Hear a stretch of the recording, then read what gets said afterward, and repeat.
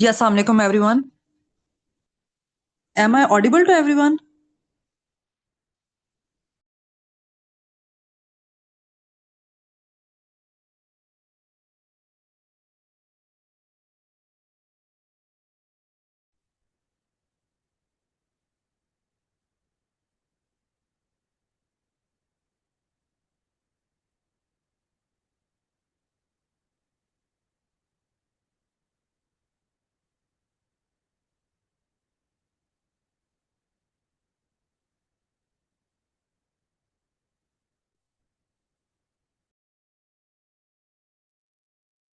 जी ma'am, आपकी आवाज़ आ रही है।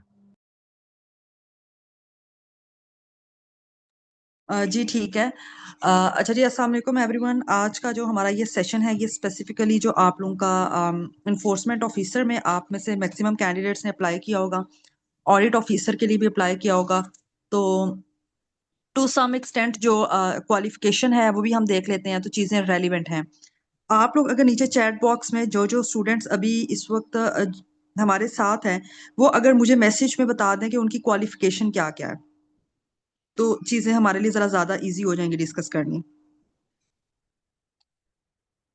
आसिफ शहजाद, हुमायूं सरफराज, महविश, रुमान सलीम, शहरयार गोंदल और मुताल, आई गेस मुअत्तल या मुताल, काइंडली मुझे ना अपनी क्वालिफिकेशन बता दें।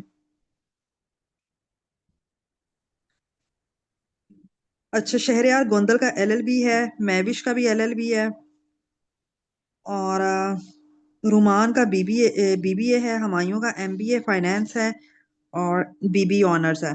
जी ठीक है। अच्छा, अब सबसे पहले हम लोग देखते हैं कि इसमें जो इन्फोर्समेंट ऑफिसर है उसमें जो क्वालिफिकेशन थी। अ, आप में से बहुत से कैंडिडेट्स होंगे जिनके भी बिल्कुल फर्स्ट अटेम्प्ट होगी पीपीएससी में, और बहुत से ऐसे होंगे जो ऑलरेडी अप्लाई कर रहे होंगे और वन पेपर काफी ज्यादा देते होंगे। अगर हम कंपटीशन के लेवल को कंपेयर करते हैं इन्फोर्समेंट ऑफिसर के साथ, तो आप लोगों को पता है कि कंपटीशन जो है वो बहुत लो होगा, इतना हाई कंपटीशन नहीं होगा। हार्डली मेरिट जो है 45-48 तक जाके क्लोज होगा इसका। वो इसलिए क्योंकि इन्हें डिग्रीज जो हैं वो स्पेसिफाई कर दी हैं। एलएलबी का, BS in public administration, BBA, BCom, और बीकॉम में भी उन्होंने स्पेसिफाई किया कि बीकॉम ऑनर्स वाले एलिजिबल हैं, वो स्टूडेंट्स एलिजिबल नहीं है जिन्होंने 2 ईयर बीकॉम किया हुआ है। फिर सीए और एसीसीए, ये 4-5 डिग्रीज वाले हैं जो एलिजिबल हैं। अब हम लोग देखें, अगर एलएलबी वालों को मैं देखती हूँ, तो एलएलबी वालों ने अपनी जर्नी में, स्टडी की जर्नी में, अपनी एलएलबी की डिग्री के दौरान उन्होंने कभी अकाउंटिंग या फाइनेंस को नहीं पढ़ा होगा। उनका सेल्स टैक्स पे कमांड होगी। कुछ यूनिवर्सिटीज में सेल्स टैक्स पढ़ाया गया होगा, कुछ यूनिवर्सिटीज में सेल्स टैक्स नहीं पढ़ाया गया होगा। उस पोर्शन पे उनकी कमांड होगी। जो बीबीए और बीकॉम वाले हैं, सीए वाले हैं, एसीसीए वाले हैं, उनकी अकाउंटिंग और फाइनेंस के पोर्शन पे कमांड होगी। लेकिन कमांड का यही लेवल होगा कि जो है वो बहुत बेसिक या उस लेवल का आप लोगों से पूछा जाएगा। वो कोई बहुत डेप्थ में जाके अकाउंटिंग, फाइनेंस और ये चीजें आपसे नहीं पूछेंगे। अच्छा, अब उन्होंने ना जो सिलेबस आप लोगों को दिया है, सिलेबस में उन्होंने लिखा है जी 50% क्वालिफिकेशन रेलिवेंट, और 50% जो क्वालिफिकेशन में उन्होंने स्पेसिफाई किया है अकाउंटिंग, फाइनेंस और सेल्स टैक्स को। ठीक है, 50% में उन्होंने स्पेसिफाई किया है अकाउंटिंग, फाइनेंस और सेल्स टैक्स को। इट मींस कि पीपीएससी आप लोग को 17 एमसीक्यूज अकाउंटिंग के पोर्शन में से देगा, 17 एमसीक्यूज फाइनेंस के पोर्शन में से देगा, और 17 एमसीक्यूज वो आप लोगों को देगा सेल्स टैक्स के पोर्शन में से। ठीक है, ये कुल मिला के हमारे 49-50 मार्क्स बन जाते हैं। उसके बाद जो रिमेनिंग 50 मार्क्स है उसका आप लोगों का जीके होगा, और जीके में जनरल नॉलेज में आपका करंट अफेयर्स, जीके, इस्लामियात वगैरह ये सारी चीजें होंगी, और उसको वो पीपीएससी उसके अकॉर्डिंग डिवाइड करेगा। अब वो कैंडिडेट्स जिनका जनरल नॉलेज बहुत अच्छा होगा और जीके के साथ साथ उन्होंने अकाउंटिंग या सेल्स टैक्स का कोई एक भी पोर्शन किया होगा, तो it mean they will be in the safe zone, और वो 50 या 60 आराम से क्रॉस कर जाएंगे। लेकिन वो कैंडिडेट्स जिनका ना तो अकाउंटिंग और फाइनेंस का पोर्शन अच्छा है, ना ही जीके का पोर्शन अच्छा होगा, तो उनके लिए क्या होगा कि उनके लिए अब हम लोग जैसे ये एक एक्सक्लूसिव सेशन अपना स्टार्ट करने जा रहे हैं, तो इससे आप लोगों को काफी हद तक चीजों का आइडिया हो जाएगा और आपको हेल्प भी मिलेगी।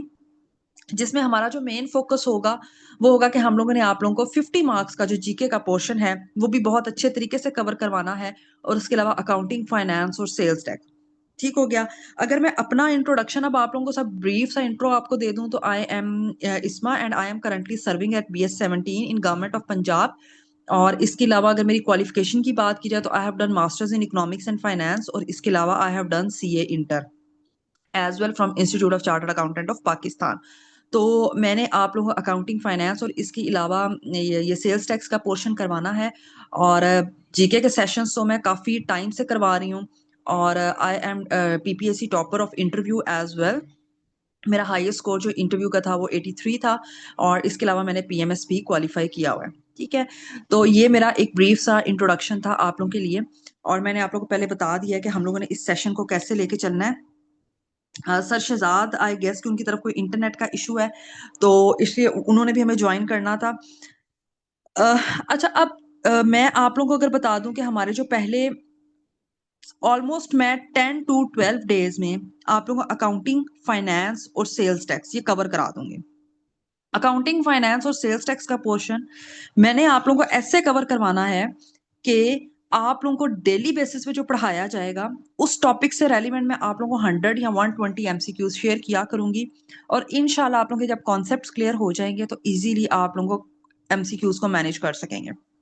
अब अकाउंटिंग में बीबीए वाले भी स्टूडेंट्स हमारे साथ हैं, तो अकाउंटिंग में हम लोगों ने अकाउंटिंग को बड़ा बेसिक से स्टार्ट करना है, और बेसिक्स में हम लोग देखेंगे जी डेबिट, क्रेडिट क्या होता है, ledger, journal, trial balance. Kindly अपने आप को म्यूट कर लें, हम लोग ना इंशाल्लाह लेक्चर के बाद में आप लोगों के क्वेश्चंस लूंगी। अच्छा, अकाउंटिंग इक्वेशन हम लोग देखेंगे, उसको डिस्कस करेंगे। हमने लेजर, जर्नल, ट्रायल बैलेंस, फिर बैलेंस शीट में कौन कौन सी एंट्रीज हम लोग डालते हैं, इनकम स्टेटमेंट क्या है, पेटी कैश एक्सपेंसेस हमारे पास क्या है, FIFO first in first out, LIFO last in first out, liquidity ratios वगैरह वगैरह आपसे पूछे वो हमने डिस्कस करनी है, वो हमें पता होनी चाहिए। इसके अलावा फाइनेंस पे जो फाइनेंशियल मैनेजमेंट है उस पे मैं आप लोगों को 2 लेक्चर्स दूंगी, जिसमें हम लोग फाइनेंस के टॉपिक को डिटेल में कवर, उसके बाद हमारे 3 लेक्चर्स होंगे वो सेल्स टैक्स ऑर्डिनेंस पे होंगे। और हम लोगों ने सेल्स टैक्स ऑर्डिनेंस को ऐसे पढ़ना और ऐसे कवर करना है कि वो कहीं से भी सेल्स टैक्स से रेलिवेंट एमसीक्यूज पूछे तो हमें आता हो, हम सेल्स टैक्स को बहुत अच्छे तरीके से कवर करेंगे। ठीक हो गया। अच्छा, इसके अलावा मैं आप लोगों के साथ इंशाल्लाह लेक्चर के बाद एक प्रॉपर हमारा स्टडी प्लान भी शेयर कर दिया जाएगा, हम लोग कैसे चीजों को लेके चलेंगे।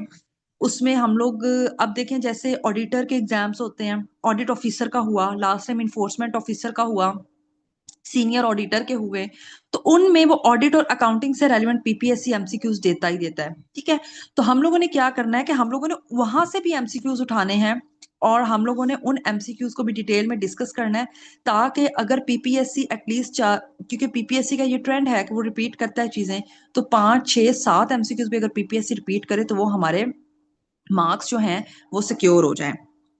अच्छा, इसके बाद हम लोग आते हैं उस पे अकाउंटिंग के पोर्शन को हम लोग कैसे कवर करेंगे। टोटल 12 लेक्चर्स होंगे, और इन 12 लेक्चर्स में से हमारे अकाउंटिंग पे लेक्चर्स होंगे, बैलेंस शीट पे लेक्चर होगा, इन्वेंट्री पे होगा, देन हमारा सेल्स टैक्स पे 3 लेक्चर्स होंगे, फाइनेंशियल मैनेजमेंट पे होंगे। उसके बाद जो आप लोगों का लेक्चर नंबर 10 होगा मेरे साथ, उसमें मैंने क्विक ओवरव्यू करवानी है सारे पास पेपर्स का। ठीक है, हम लोग पास पेपर्स का क्विक ओवरव्यू कैसे करेंगे कि ऑडिटर वगैरह के एमसीक्यूज हम लोग डिटेल में डिस्कस करेंगे। उसके अलावा आप लोगों को डिफरेंट वेबसाइट से कंपाइल करके एमसीक्यूज, एक तो बुक है जो मटेरियल हमने ग्रुप में शेयर किया, इसके अलावा भी डिफरेंट सोर्सेज से हम लोग एमसीक्यूज को कंपाइल करेंगे, और वो हम लोग आप लोगों को प्रोवाइड करेंगे, ताकि वो अकाउंटिंग या ऑडिटिंग के या फाइनेंस के कहीं से भी एमसीक्यूज देता है तो आपके पिक हो जाए। और एक जो हमारा लेक्चर होगा वो मेजर अकाउंटिंग टर्म्स पे होगा, टर्मिनोलॉजीज पे होगा। ठीक है, सेल्स टैक्स में कुछ इंपॉर्टेंट टर्मिनोलॉजीज हैं उससे रेलिवेंट होगा, फाइनेंस की इंपॉर्टेंट टर्मिनोलॉजीज हैं उससे रेलिवेंट हमारा एक लेक्चर होगा। अच्छा, इसके बाद हम लोग आते हैं 50 मार्क्स का जो जीके का पोर्शन है, एंड आई गेस के आप लोग अगर अकाउंटिंग और फाइनेंस और सेल्स टैक्स का पोर्शन बहुत अच्छे तरीके से रेडी भी हो जाता है, लेकिन अगर आप लोग का जीके का पोर्शन वीक है ना, तो it will give you a very tough time in this paper. ठीक है, तो उसके लिए जीके के लिए हम लोग क्या करेंगे, जीके के लिए भी इंशाल्लाह आप लोगों के 2 लेक्चर्स होंगे, जिसमें जनरल नॉलेज आपको डिटेल में कवर करवाया जाएगा, जिसमें हम लोग लार्जेस्ट, स्मॉलेस्ट और माउंटेन्स को, रिवर्स को, ओशंस को, हम लोग वर्ल्ड ज्योग्राफी में हमने एक कॉन्टिनेंट को लेना है, और एक कॉन्टिनेंट का हमने फिजिकल और पॉलिटिकल मैप दोनों चीजें डिस्कस करनी है। अब मैं अगर आप लोगों से क्वेश्चन करूं कि कॉन्टिनेंट के फिजिकल और पॉलिटिकल मैप में क्या डिफरेंस है, तो कौन मुझे बताएगा।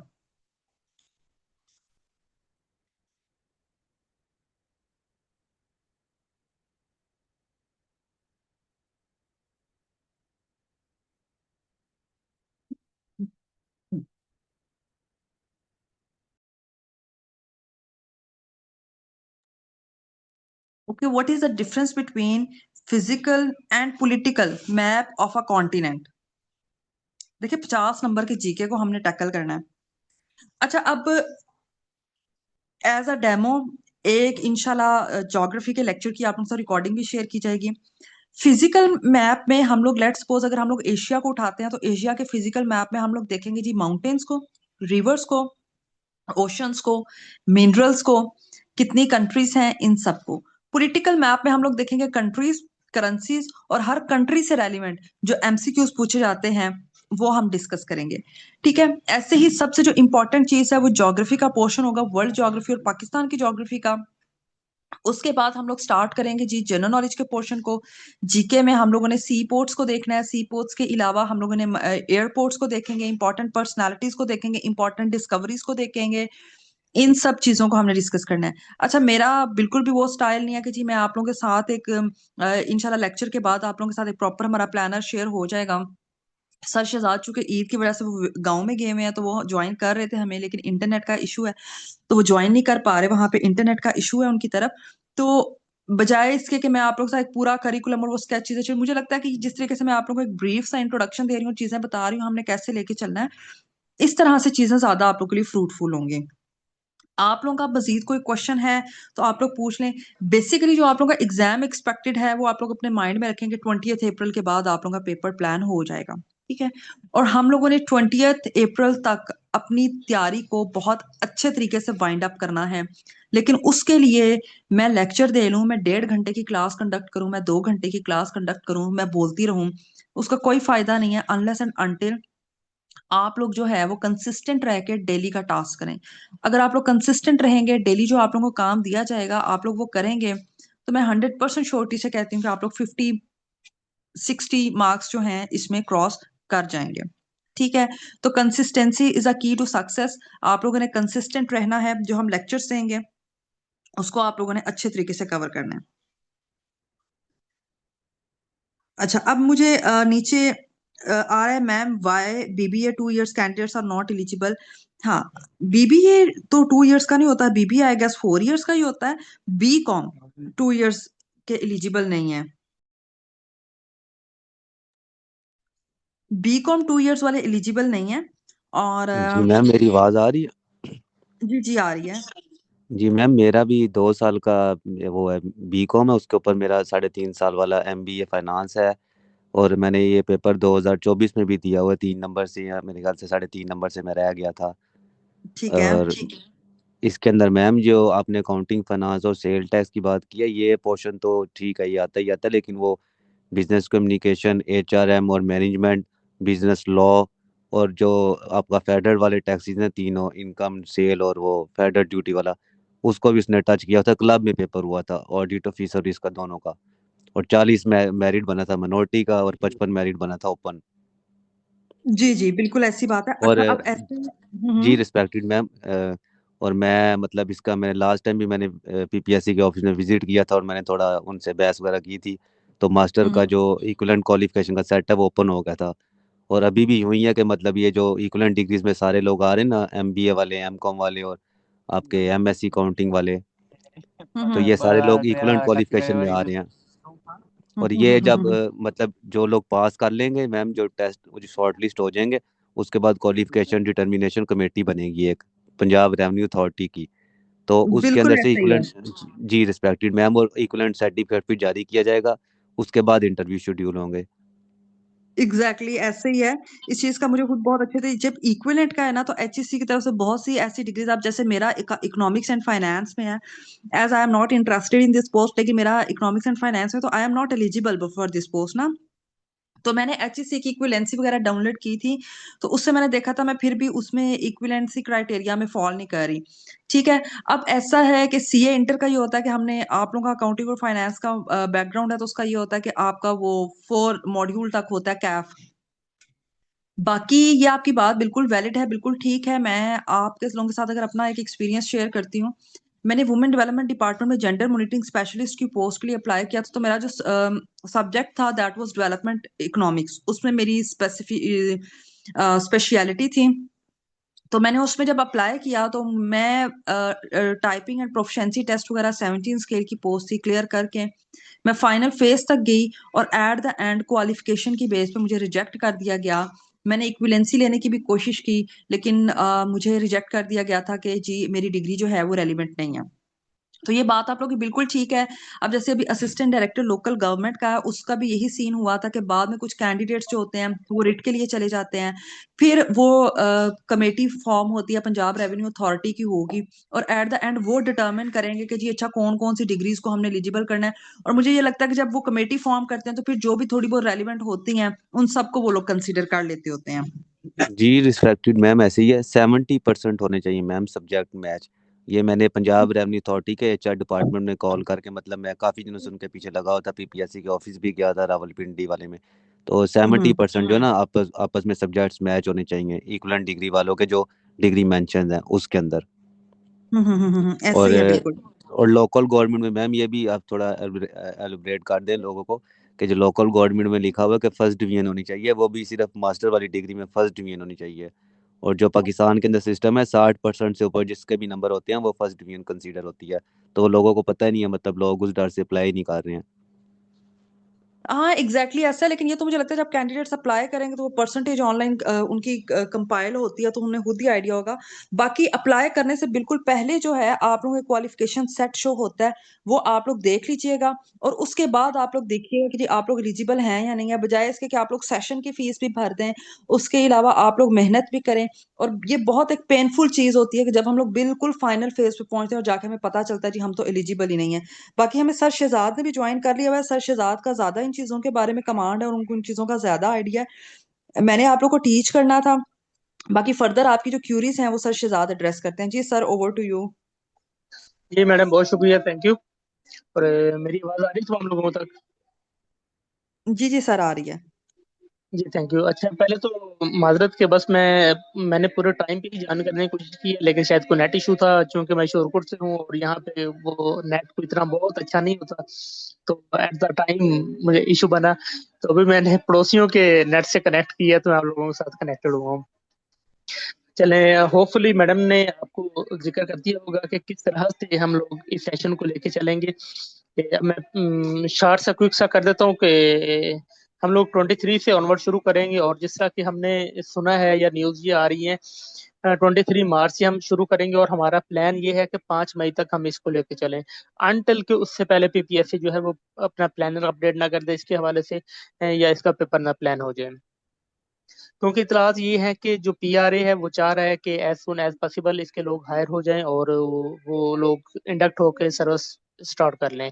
क्योंकि रिकवरी के मैटर्स हैं, बाकी सारे मामला हैं, तो हो सकता है, इसलिए ये सुना जा रहा है कि शायद अप्रैल के एंड में इसका पेपर प्लान हो जाए, इन्फोर्समेंट ऑफिसर का खास तौर पर। तो इसलिए मेरी मैडम के साथ दिन में डिस्कस होती रही है, तो हम लोग कोशिश करेंगे कि जो पहले 3 वीक्स हैं उसके अंदर जो क्वालिफिकेशन रिलेटेड चीजें हैं उसको अच्छी तरह से हम लोग मेजरली कंप्लीट कर लें, और उसके जो मॉक टेस्ट हैं वो भी हम लोग इसके साथ शुरू कर लें।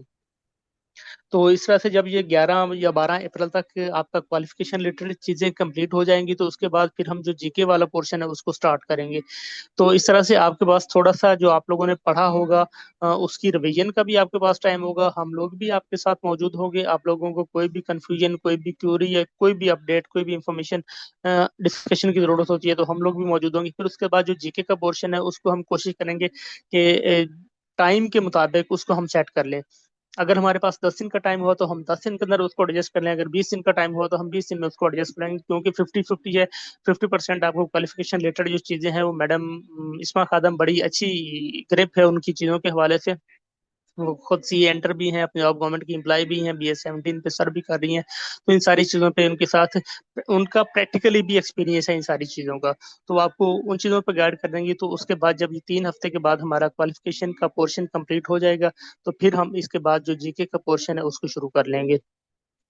और हमारे साथ हमायूं मौजूद है। हमायूं ने होपफुली अच्छी डिस्कशन की होगी, क्योंकि हमायूं के साथ लास्ट टाइम भी ये इशू था कि जब इसने अप्लाई किया था तो उन्होंने इसको एक्सेप्ट नहीं किया था। फिर ये पीपीएससी के दफ्तर गया, फिर वहां से इसी की एफर्ट के साथ वो जो सेट थे वो अपडेट हुए थे। तो इस दफा भी इसने रावलपिंडी विजिट किया है। जिस दिन ये रावलपिंडी गया हुआ था उस दिन इसने मेरे साथ रब्ता भी था। तो होपफुली ये चीजें जो हुमायूं आप लोगों को बता रहा था, तो आप लोगों तक इसकी ये जो सारी डिटेल्स हैं, इंफॉर्मेशन वो पहुंच गई होंगी। मजीद आप लोगों को कोई सवाल है या आपको कोई कमेंट्स हैं, कोई सजेशन है, कोई क्यूरी है, तो आप लोग बात कर सकते हैं प्लीज। सर मुझे हुमायूं का इनका आइडिया नहीं था, वो आगे बहुत हेल्दी डिस्कशन कर रहे थे। तो बाकी हुमायूं इंशाल्लाह हमारे साथ ग्रुप में भी होंगे, तो फर्दर भी इन बच्चों का डिग्री से रेलिवेंट कोई क्यूरी होगा तो साथ साथ वो भी बताते ही रहेंगे। जी जी बिल्कुल। तो जिस तरह हुमायूं के साथ मेरी लास्ट टाइम डिस्कशन होती रही है, तो आप लोग कोशिश करें कि जब तक सेट आप लोग देखते रहें पीपीएससी की वेबसाइट को, हो सकता है उससे पहले अगर सेट अपडेट हो जाते हैं तो आप लोग उस तरह अप्लाई कर दें। अगर लास्ट डेट तक भी सेट अप्लाई नहीं होता, सेट चेंज नहीं होते, तो मेरी आप लोगों को ये रिकमेंडेशन होगी कि अगर जिस बंदे का एमबीए है वो जरूर बीबीए वाली सेट में जाके अप्लाई कर दे। जिस बंदे का एम कॉम है या वो बी कॉम ऑनर वाले में जाके अप्लाई कर दे। तो कोशिश करें कि आप लोग जब अप्लाई कर देंगे तो उसके बाद आप दौड़ में शामिल हो सकते हैं। अगर आप अप्लाई ही नहीं करेंगे तो फिर आप बाद में दौड़ में शामिल नहीं हो सकेंगे। आपकी मैडम आपकी बात किसी हद तक ठीक थी कि हमें बाद में दुख होता है, एहसास होता है कि मैंने मेहनत भी की, अप्लाई भी किया, तैयारी भी की, लेकिन मैं पास नहीं हो सका, या मुझे उन्होंने कंसीडर नहीं किया। लेकिन इस चीज का उससे ज्यादा दुख होता है अगर आपकी क्वालिफिकेशन जो है उसे मैच हो जाए और जो क्यूईसी कमेटी होती है वो आपको रिकमेंड कर दे कि ये सब्जेक्ट वाले जो लोग हैं ये एलिजिबल हैं। तो मेरा तमाम लोगों को मशवरा यही होगा कि जिन लोगों, एक तो आप पीपीएससी की वेबसाइट को वक्तन फक्तन देखते रहें। 27 इसकी लास्ट डेट है। 27 तक, बल्कि मैं कहूँगा 26 तक, अगर 26 तक ये चीजें अपडेट नहीं होती तो आप लोग जिस सेट में जाके अप्लाई कर सकते हैं आप अप्लाई कर दें। तो रिटर्न के रिजल्ट के बाद जो क्यूईसी कमेटी होती है डिपार्टमेंट की बनी हुई, वो इन सारी चीजों को देखेगी। उसके बाद उसने डिसाइड करना है कि हाँ जी ये लोग एलिजिबल हैं और ये नहीं है। आप लोगों को यकीनन याद होगा, पता होगा कि जब ये जिलादार की सीट्स आई थी तो उसमें उन्होंने ग्रेजुएशन लिखा हुआ था, और बहुत सारे लोगों ने जो बीएस थे उन्होंने अप्लाई नहीं किया था। फिर बाद में जब क्यूसी कमेटी ने एक्सेप्ट कर लिया कि हाँ जी जो लोग बीएस हैं वो अप्लाई के लिए एलिजिबल थे, उन्हें अप्लाई करना चाहिए था या हम उसको कंसिडर करें, तो बहुत सारे ऐसे लोग सामने आए जिन्होंने इस बिना पर अप्लाई ही नहीं किया था कि यहाँ पर ग्रेजुएशन लिखा हुआ है जबकि हम लोग बीएस हैं। तो इसलिए आपकी जो रवियन होगी, जो पढ़ाई होगी, जो तैयारी होगी, वो यकीनन जाया नहीं जाएगी। तो अगर आप थोड़ी सी एफर्ट कर लेते हैं और कल को एलिजिबल लोगों में आ जाते हैं तो आपको इससे ज्यादा खुशी होगी। जी मिस असमा, आप या कोई और अगर बात करना चाहें तो। अच्छा सर, मैंने ये पूछना था कि after 3 year in enforcement officer वगैरह का इनका फ्यूचर क्या होगा फिर आफ्टर 3 ईयर के बाद?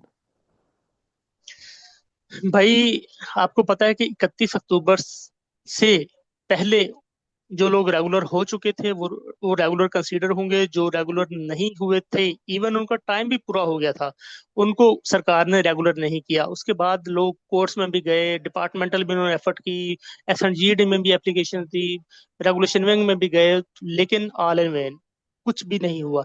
अब मैं आपको रियल बता रहा हूँ, कोई इसमें मैं आपको ये नहीं बता रहा कि कोई फेक या धोखे वाले या कोई इस तरह। सरकार जी। जो है वो बहुत ज्यादा इन चीजों पे कॉन्शियस है।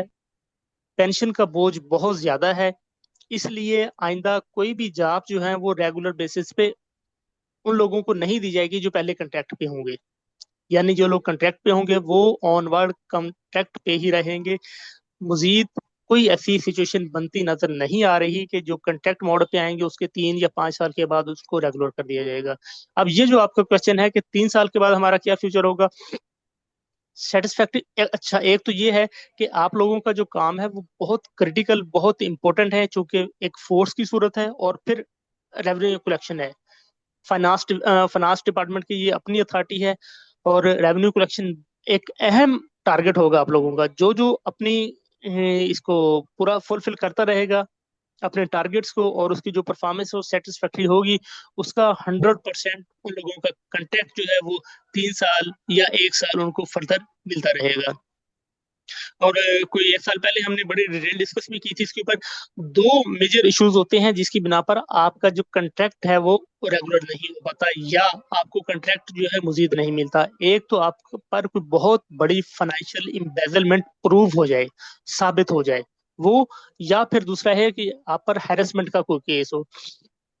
हैरेसमेंट पे और फाइनेंशियल एम्बेजलमेंट जो बड़ी हाई क्वांटिटी में हो, हाई उसका वॉल्यूम हो, इन दो चीजों पे सरकार की जीरो टॉलरेंस होती है। अदरवाइज सरकार काम के बगैर चल जाती है, आप काम नहीं करते चल जाती है, लेकिन अगर आपका बिहेवियर बहुत ज्यादा क्रूड है, आप बहुत ज्यादा सपोर्टिव नहीं है, आप चीजों को मैनेज नहीं करते, हाई अप्स के साथ चीजों को लेकर नहीं चलते, तो ये तीसरी रीजन हो सकती है। अदरवाइज अगर आम की आपकी परफॉर्मेंस 50% है, नॉर्मल है, आप सही तौर पर चल रहे हैं, तो सरकार आप लोगों को कंटिन्यू रखेगी।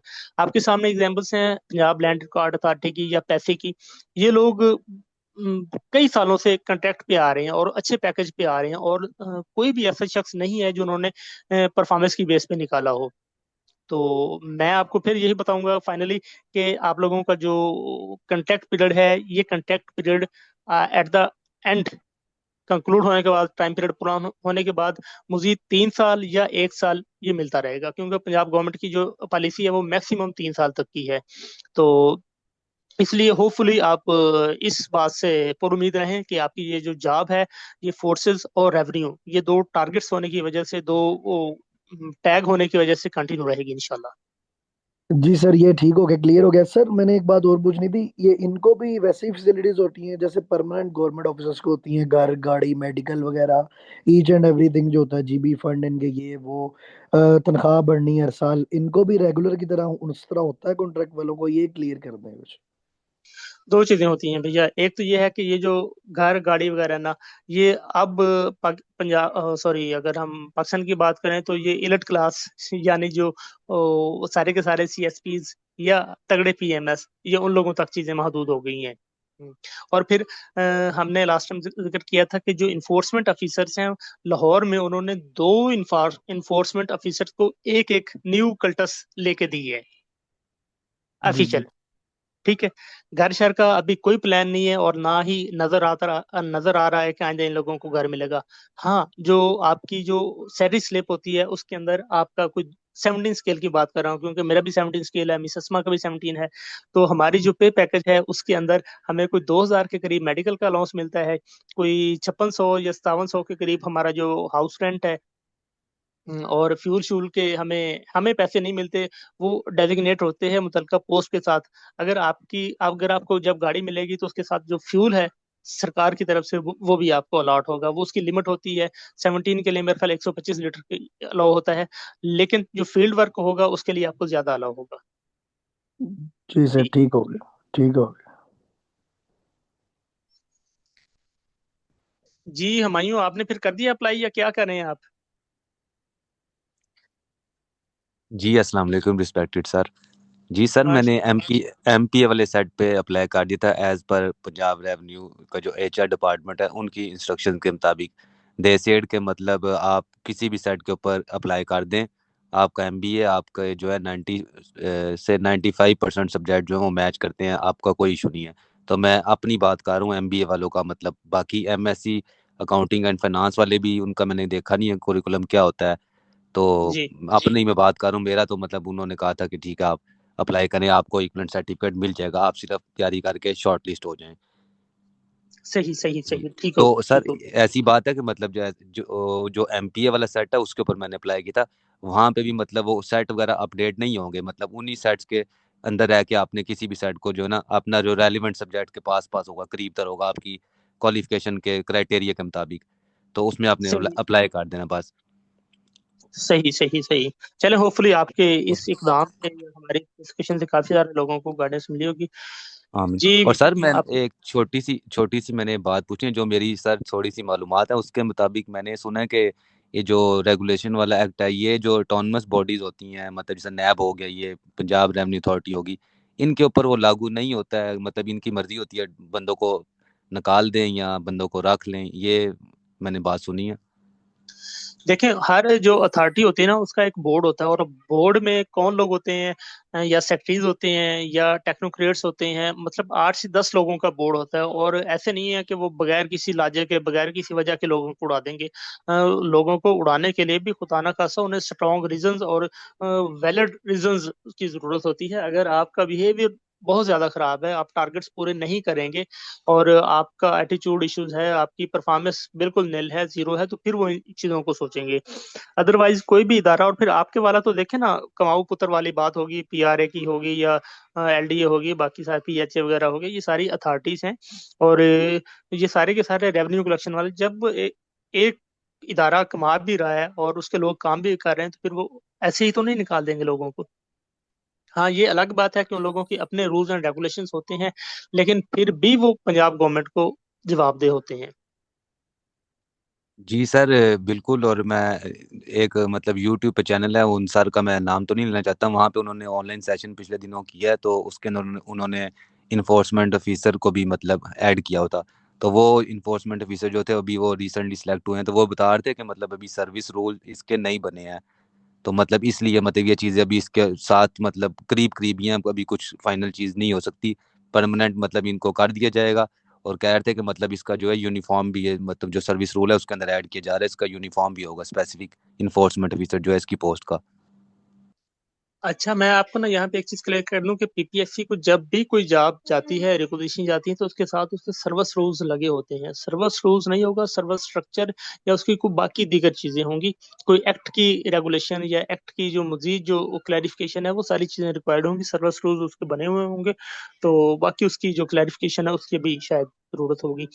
ये तो देखें, ये अभी तो अंदाजे ही हैं, और फ्यूचर में हो सकता है ये अथॉरिटी इतनी ज्यादा कामयाब हो जाए कि, लेकिन ये है कि अब जिस तरह से रेगुलेशन एक्ट खत्म कर दिया है कि नए लोग जो हैं, अगर कोई कॉन्ट्रैक्ट पे आता है तो उसको रेगुलर नहीं किया जाएगा। लेकिन इस एक्ट के बाद जो सरकार ने नई पॉलिसी गाइडलाइंस देनी है, जब वो पॉलिसी गाइडलाइंस आ जाएंगी, तो उसके बाद तमाम जो सीट्स हैं रेगुलर वाली, उनके सर्विस रूल्स भी शायद चेंज हो जाएं। जब उनके सर्विस रूल्स चेंज हो जाएंगे तो वो भी कॉन्ट्रैक्ट या लमसम पे आ जाएंगी। जी जी, बिल्कुल ऐसी है सर। और दूसरी बात यह है कि सर अगर थोड़ा सा बंदा मेच्योर लेवल पे सोचे, तो ये 3 साल का सर्विस करके उसके बाद अगर अनफॉर्चुनेटली अगर टर्मिनेट भी कर दिया जाए, तो वो बंदे ने इतना कुछ सीख लिया होता है सर कि मतलब अपना मतलब बंदा बिजनेस जो है स्टार्ट कर सकता है, ये टैक्स की रिटर्न वगैरह का, अकाउंटिंग सर्विसेज प्रोवाइड करने का। ये तो बहुत बड़ी फील्ड है सर। अच्छा, और दूसरी बात मैं बता दूं कि देखें, मेरी इस वक्त ना टोटल 6 साल की सर्विस हो गई है, जिसमें 3 साल कॉन्ट्रैक्ट है और 3 साल रेगुलर के हैं। हमें ये लग रहा है कि आइंदा 2-4 सालों में, 5 सालों के अंदर सरकार ने हमारी पेंशन भी खत्म कर देनी है। तो फिर रेगुलर होने का सबसे बड़ा फायदा तो हमें यही होता है ना कि एक तो आपकी जॉब सिक्योर रहती है, और दूसरा जब आप रिटायर होते हैं तो उस वक्त आपको कुछ ना कुछ फंड्स मिल जाते हैं। अगर उन फंड्स पे कट लग जाए, तो फिर तो हमारे पास भी सिर्फ एक चीज रह जाएगी ना, रेगुलराइजेशन वाली। और जो हम लोग जो रेगुलर होंगे, उनकी पे कम होगी और आप लोगों की पे ज्यादा होगी। तो इसलिए मेरा नहीं ख्याल कि इस बात पे आप लोगों को परेशान होना चाहिए। और पे पैकेज अच्छा है, और आप कोशिश करें कि उसके साथ कुछ छोटा मोटा साइड बिजनेस भी स्टार्ट कर लीजिएगा, ताकि अगर खुदा न खासा 3 साल बाद कोई अनहोनी कोई सिचुएशन बनती है, तो आपका बैकअप हो। जी जी, अच्छा बिल्कुल सर, ऐसे ही जैसे सर। कॉन्ट्रैक्ट रिन्यू होना होता है सर, इसका कोई दोबारा पेपर होता है या गवर्नमेंट वैसे ही कोई नोटिफिकेशन जारी करके कॉन्ट्रैक्ट रिन्यू कर देती है? नहीं भाई, ये होता है कि आपको खुद अप्लाई करना पड़ता है। जब आपका 1 या 2 महीने रह जाते हैं कंट्रैक्ट खत्म होने में, उस वक्त आप अप्लाई करते हैं, और 15-20 दिन के अंदर, पहले तो ये सारी चीजें ऑन फाइल होती थी, मतलब हार्ड फाइल पे सारी चीजें होती थी। मैं जो टायर डिपार्टमेंट है वो सेक्रेटरी को भेजता था, वहां पर फिर नोट फॉर सेक्रेटरी बनता था, तो ज्यादा टाइम टेकिंग था। अब तो चूंकि हम्म। ईफोस चीजें आ गई हैं, अब तो अगर आप 15 दिन पहले या 1 हफ्ता पहले भी अप्लाई करेंगे, तो 2 दिन में जो चीजें हैं सेक्रेटरी की पोर्टल पे पहुंच जाएंगी। सेक्रेटरी ने उसकी अप्रूवल देनी होती है कि हाँ जी, इसको मजीद आप 1 साल का या मजीद आप 3 साल का जो है कंट्रैक्ट वर्क स्टार्ट कर दें। जी सर, ठीक है। और sir, chief officer municipal officer की जो लोकल गवर्नमेंट में सीट आई है, मैंने आपको मैसेज भी किया था सर। आपने जी कहा था बीबीए वाले इस पे एलिजिबल है, बीबीए ऑनर्स वाले। सर उस सेट हाँ में नहीं जी। है, लेकिन आपने कहा था आप अप्लाई कर दें। आपने मुझे कुछ डिटेल में मैसेज किया था, मुझे सर उसकी समझ नहीं लगी थी। आप काइंडली क्लियर कर देंगे? आपने कहा था अप्लाई कर दो, बाद में कोई पता नहीं क्या आपने थोड़ा बताया था डिटेल में, मुझे जेहन में नहीं है वो। जी, अभी हमने वही डिस्कस भी की है, और हमायूं भी यही बता रहा था कि आप अपना जो भी रेलिवेंट सेट बनता है ना, उसमें जाके आप अप्लाई कर दें, तैयारी करें, रिटर्न में आप क्लियर हों। उसके बाद आप जो एप्लीकेशन देंगे कि जी मेरा एमपीए था उसमें सेट में मौजूद नहीं था, या अगर फर्ज किया उस वक्त या पीपीएससी कहता है कि आप लोग बताएं कि किस सेट में आप एलिजिबल थे या नहीं थे, तो फिर जो डिपार्टमेंट की क्यूईसी कमेटी होती है वो सारी एप्लीकेशंस को देखती है, सारे मैटर को देखती है, फिर वो बता देते हैं कि हाँ जी ये लोग सारे एलिजिबल हैं, और इस सब्जेक्ट के लोग एलिजिबल नहीं है। लेकिन अभी इस वक्त कोई डिसीजन नहीं हो सकता।